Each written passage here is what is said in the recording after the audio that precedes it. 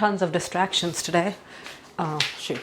My flip-flops are making a lot of noise. Let's get rid of them. This is going to be the first time I do the book tag, booktube formatted videos. I've never done one of these. So this video is going to be the mid-year freak out tag.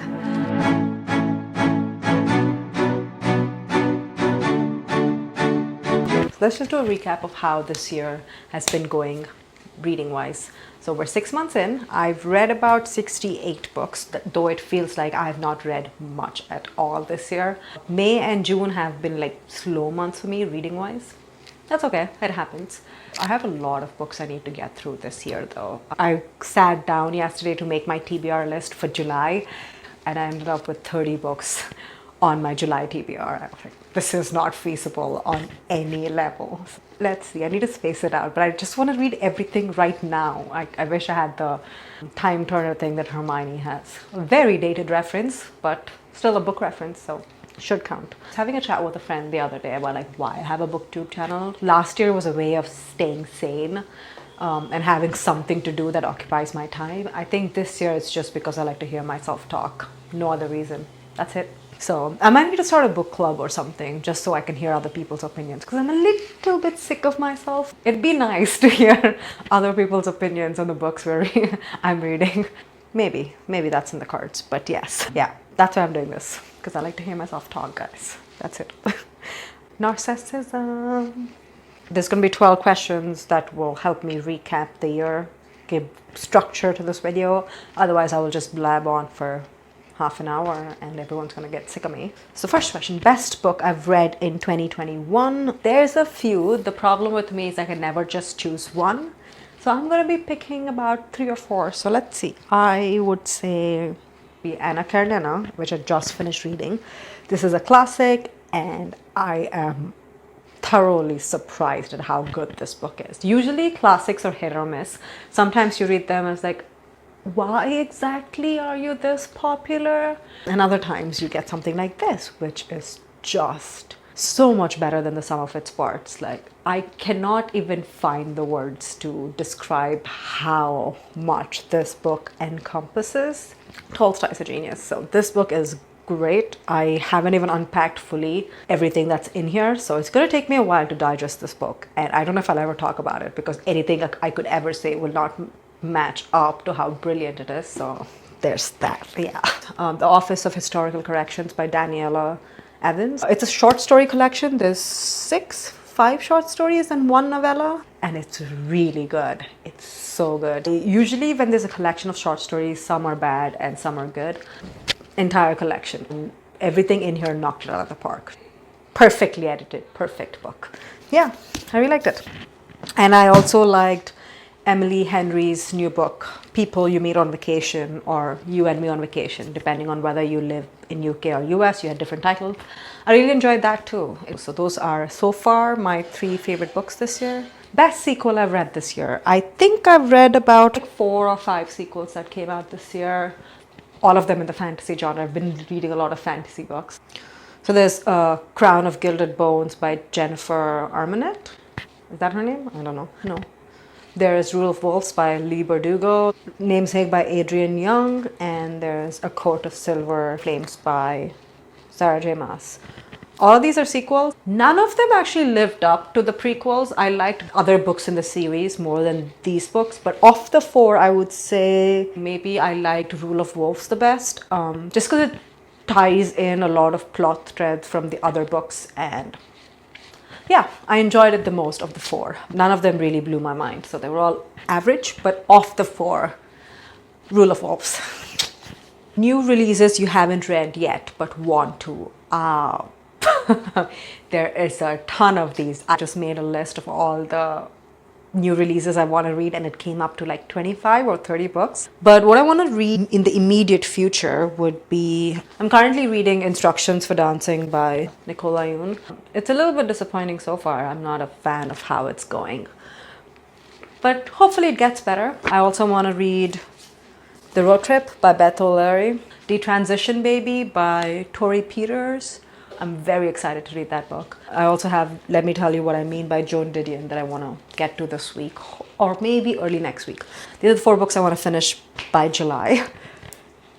fingers crossed for me, most anticipated release for the second of the year is gonna be Sally Rooney's Beautiful World, Where Are You? I really dig Sally Rooney's writing. I've only read 3 things by her. Normal People is one of my favorite books, as I've said before, and I'll keep saying. Really, I'm looking forward to this book. Like, I would be reading it the day it comes out. If I don't get a hard copy, then I will be reading the Kindle version. But yes, I'm psyched for this book.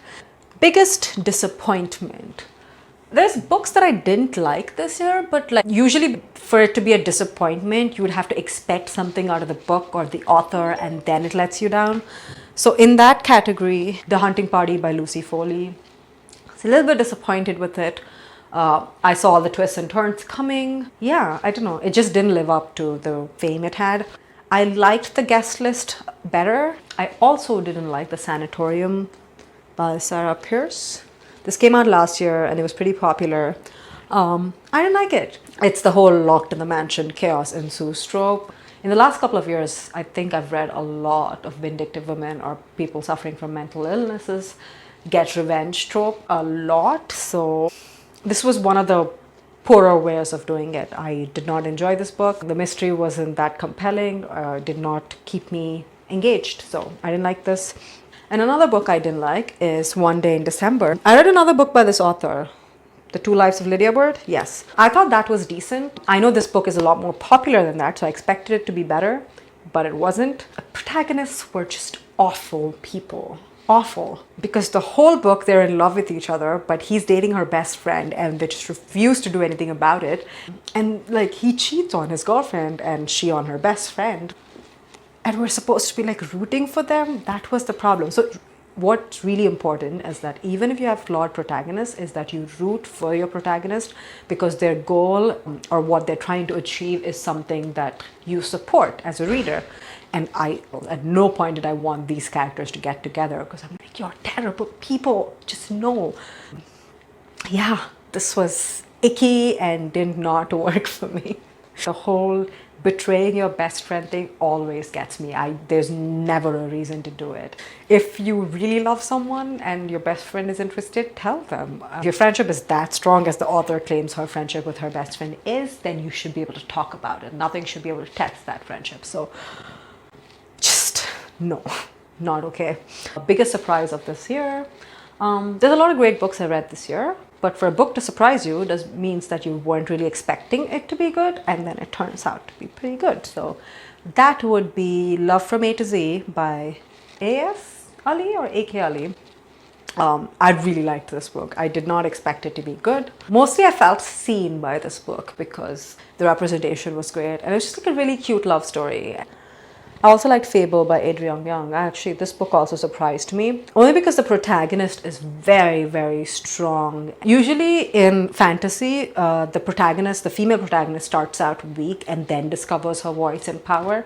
In this, she's already done that. She starts out as this person who's gone through like 3-4 years of having to survive a really hard terrain.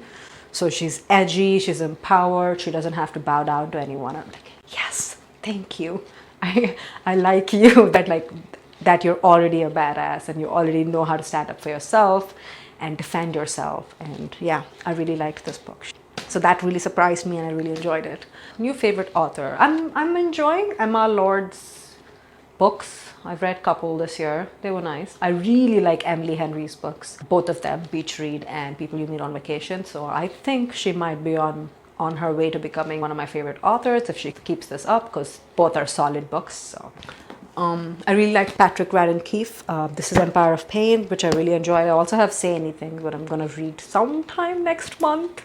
But I really like the way he writes. So again, might be an author that I keep around. And I like Tolstoy, guys. Leo Tolstoy. I'm probably going to give myself a year or two before I read War and Peace. I think Tolstoy should be savored and enjoyed slowly, but I think he's a phenomenal writer and I don't know why I have never read his work till now. So Tolstoy is also great, yes. New fictional crush. So I've discovered my type. If the love interest is a school teacher or someone who's really nerdy and passionate about what they're doing, I love it. That's mine.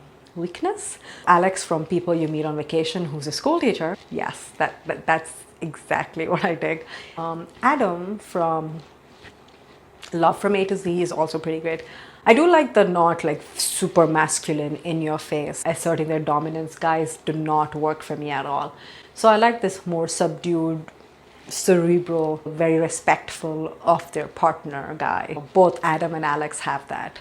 But then again, there's also Nikolai from King of Scars and Rule of Wolves from the Leigh Bardugo, the Grisha-verse universe. Always crush because he's just very self-confident, always flirting, very full of himself, and it's just cute.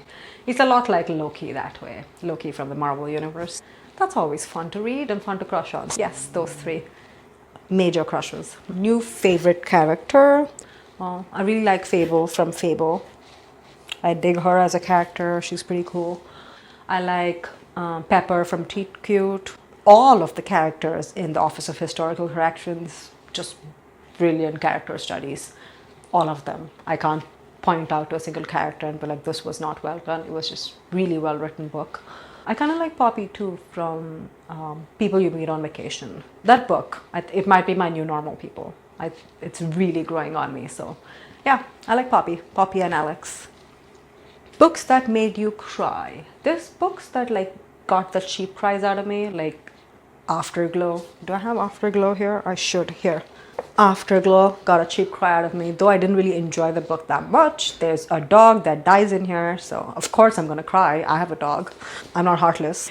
There's also Dear NHS by Adam Kay, which is a collection of essays by celebrities about their experience with the NHS. Some of them made me cry, but as a book, I didn't think it was that great. I think it was just far too long. It should have been edited down. A book that surprised me and got me to cry was Colin Jost's A Very Punchable Face. I did not expect to cry in this book.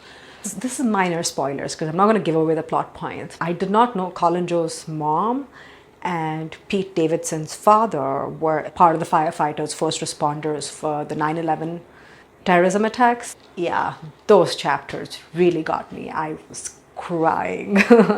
It was really well done. I really enjoyed that book, A Very Punchable Face. Check it out. It's pretty good. Like, he's a good comedian, decent writer, and those chapters got me. Another one that really made me cry was Shuggie Bain by Douglas Stuart. I think this won the Pulitzer or the Booker Prize last year. I should know this, but I don't. So this also made me cry. Mostly it's about a son, and the main character is Shuggie Bain's relationship with his mother and growing up in Ireland during a financial crisis, and it was just a really good book. Yeah, it made me cry. It's really well written. Books that made me happy. I'm going to be repeating myself at this point. Again, Love from A to Z because I felt seen.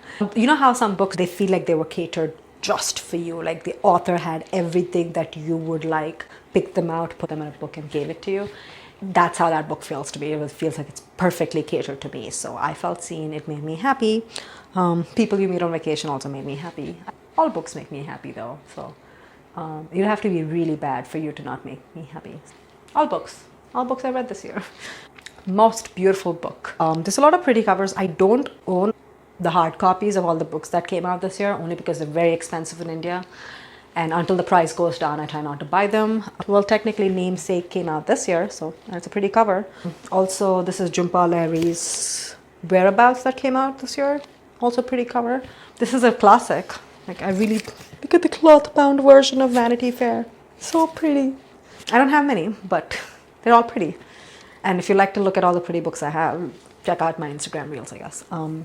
I'm going to probably do a TBR video next week of all the new releases I'm going to be reading in July and August, because there's a ton of those and I want to keep on top of them, and the way to do that is to promise a bunch of strangers that I'm going to be reading these books. Let's do that. Okay, well, thank you for watching my video. What's the best book you read this year? Comment below maybe. Bye.